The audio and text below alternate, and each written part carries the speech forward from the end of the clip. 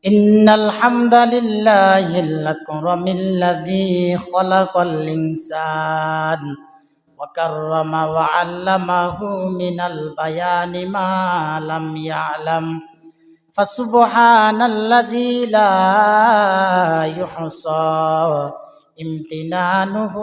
باللسان ولا بالقلم نستغفره ونتوب إليه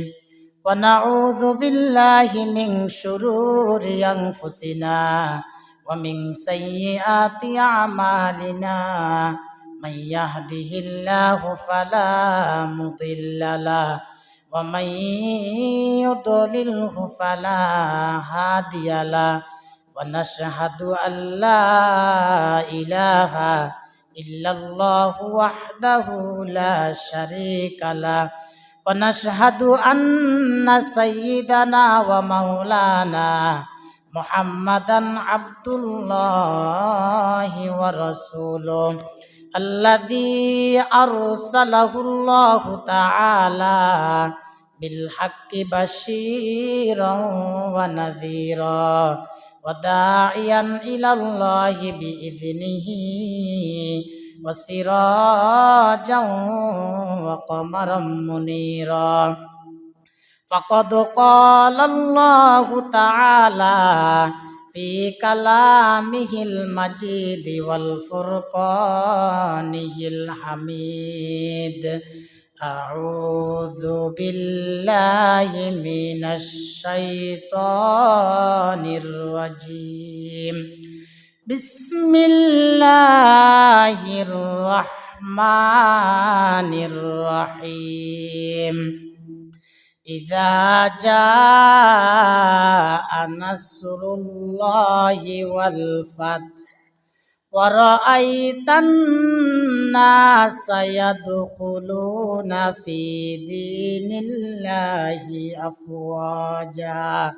فسبح بحمد ربك واستغفره إنه كان توابا إن الله وملائكته يصلون على النبي يا أيها الذين آمنوا صلوا عليه وسلموا تسليما اللهم صل على سيدنا مولانا محمد وعلى آل سيدنا مولانا محمد اللهم صل على سيدنا مولانا محمد وعلى آل سيدنا مولانا محمد بلغ العلا بكماله